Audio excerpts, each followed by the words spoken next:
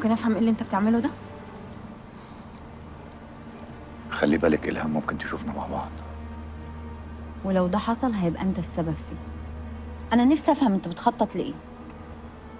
بلحقكم، بتصرف، بلم من وراكم.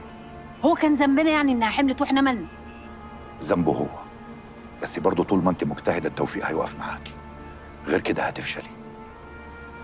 انتوا ضيعتوا وقت لحد ما لبسنا كلنا في حيطة. انت كده بتبوظ لنا كل حساباتنا يا صبحي. حساباتكم دي كلها أنا اللي رسمتها، وإلهام لازم أخدها تحت جناحي قبل ما تتصرف والمصلحة كلها تروح.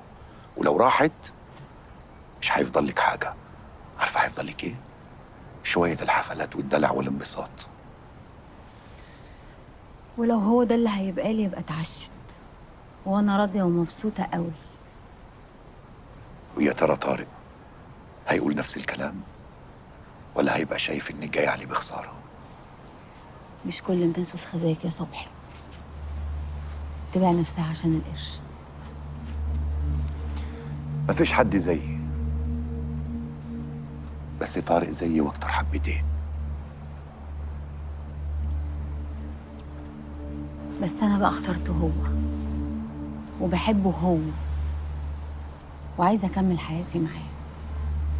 ولو هشكرك مره واحده في حياتي هتبقى بسبب ان انت عرفتني بيه هو. شكرا يا متر. العفو يا جولد، أي خدمة.